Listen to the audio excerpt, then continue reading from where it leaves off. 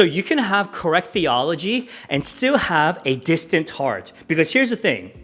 There's a difference between knowing about God and knowing God. And I know on the surface it sounds very similar, but there's a huge difference between the two. So knowing about someone is all about facts and information. And so you can know about anyone by simply looking them up on Google or ChatGPT. But when it comes to knowing someone, it goes beyond all the facts and information, because knowing someone involves time and commitment and intentionality. And so in short, knowing about someone is informational and knowing someone is relational. So for example, I can say that I know a lot about Steph Curry because he's my favorite NBA player, but I cannot say that I know him. And so why is this so important? And it's important because you can know a lot of Bible verses. You can know a lot about church history. You can know a lot about Christian doctrine, but that doesn't necessarily mean that you know God. The evidence of knowing God isn't just more information and more head knowledge, but it's love that is expressed through our obedience.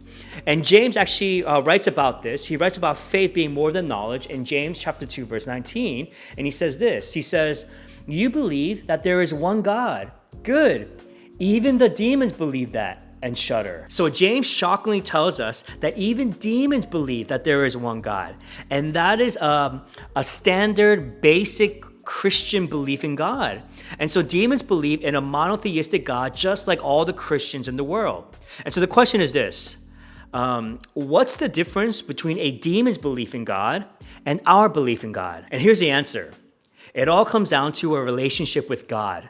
You see, demons believe that there is one God, but they will not love or obey God. And so obedience is the evidence of a relationship with God. And here's the thing. Obedience is so hard to live out, right? It's not just about doing the right thing, but at the heart of obedience is this one word. And you know what that word is? It's trust. And this is so important because if you really trust someone, then you're going to follow that person even if you don't understand what they're doing. And this is why obedience is so hard for many of us, because we want to understand before we obey. But then that wouldn't be obedience, right? Obedience isn't about understanding first. It's not about understanding everything, but it's more about trusting in God who does. And so obedience is putting your trust in action. Obedience is so hard because it's not always convenient or easy, right? Forgiving is hard when we've been hurt. Choosing to be honest and choosing integrity instead of lying to get ahead is hard. Serving others when we don't feel like it is so hard. And praying for our enemies instead of getting revenge is hard. But here's the thing. Each act of obedience reveals where our heart truly is.